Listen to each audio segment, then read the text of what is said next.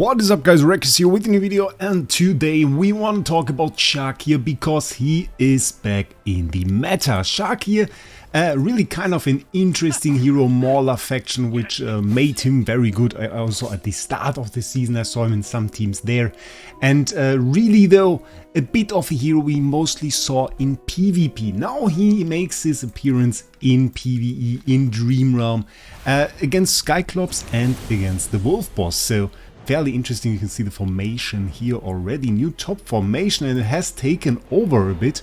Now basically everybody uses it, and so do I, obviously. It's a very good lineup, and we can see we use Shakir in here, we use Lily May, we use Scalita, we use Fresto, and all of those are pretty short range. They go pretty close to the enemy, and that is what we basically use when using Shakir.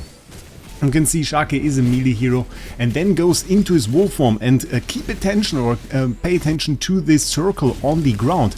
That is his Lupine Aura, it is called.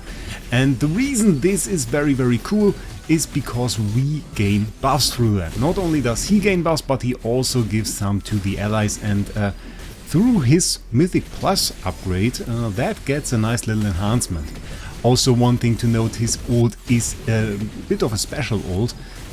He basically first acquires energy, and once he is in Lupine form, he requires energy to keep that up. You can see his energy there slowly draining, slowly getting lower. If he gets enough hits, he might actually take that forever, but not in such a boss fight. So you will have times where there is no Lupine Aura from him just because he is not active, and you can see not really a whole lot of damage. So why is he that good? Well, this attack buff is really all that makes him good. It's not about the damage that he dealt, but it's about him giving attack buffs to really all of our heroes around him, and that is really insane. And we can see how that works. Basically, we already had the ult here that I described. Big ult, requires a lot of energy, and he consumes 60 energy per second when he is within this aura. We have the reduced allies damage taken buff that is usually active, so your heroes just take less damage and have more haste, which is pretty nice.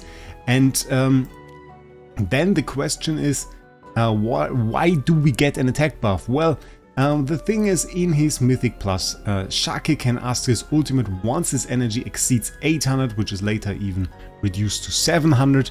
And if we see the plus 10, it says each non-summoned ally within Lupine Aura can share the same bonus attack from Wolf's Will.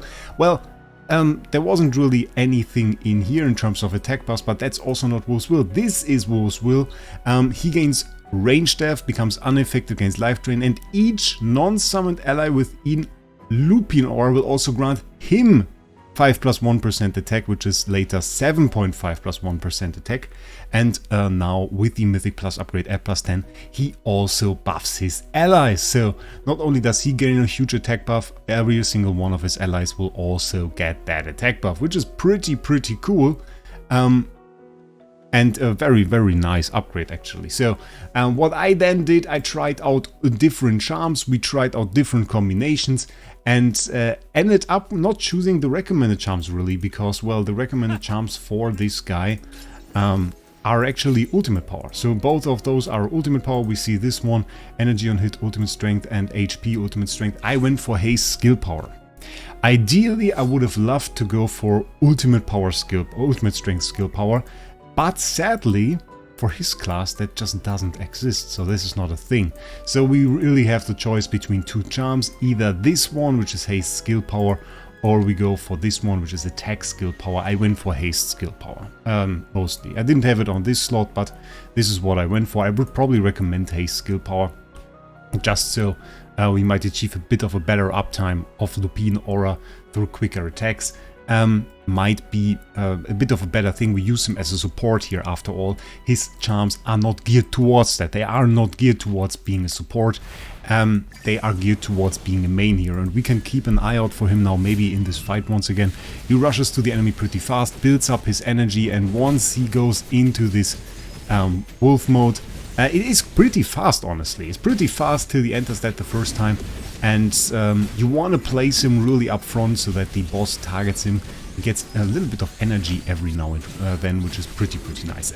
There is actually a second boss where he is used. He made his way already into 2 teams against bosses. The other one I already mentioned is the Wolf boss. Fairly interesting, because you can also use ranged heroes there, but really in this team we didn't even use Lilymay. I will show it in a second. It's a very interesting team, because I was first really confused seeing it, given there are no really obvious damage dealers in there. It's just that it gets an insane attack buff and that you have all those heroes pretty focused up there. You can see we already got over 50 million the attack before, which is very good. Let's maybe watch that fight. We should be able, yeah, to filter that. Lone Gaze is the boss we're looking for. And there you can see the last teams that I used. There with the Skalita, we got Fresto in there, Rainier, Shakir, and of course Smokey. And this is fairly great because this is actually a 5 Mauler Aura. Very nice. But you would expect Lilymay, you would expect Merrily, maybe Odie, something like this, but not against Lone Gaze. Here we have this team, and I kind of want to show this to you. I was optimizing against this, but when I was ready and when I felt comfortable like giving tips out and explaining the Shakir team, the boss was already over, so I waited for the next opportunity. But let me show you this fight. Can we show it? No, we can only use it. That makes no sense that you can do that. Wait, let me check. Skyclops, Alphabet, Lone Gaze. There it is. We click here. And there we can show it. Okay.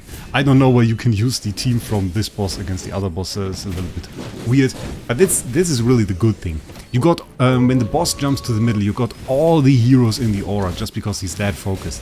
And when he's at that position, of course, Rainier stands a little bit to the side. He tends to die. It's not really that great.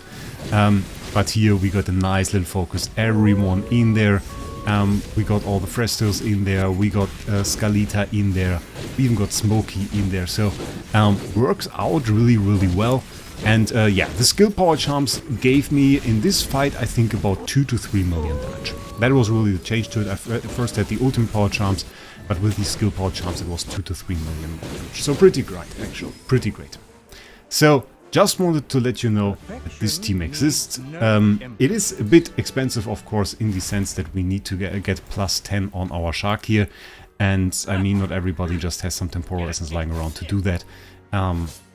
He was out of the meta for some time. I remember upgrading him quite a while ago. So when he was now there, I didn't have to do that anymore. But yeah, plus 10 is a bit expensive.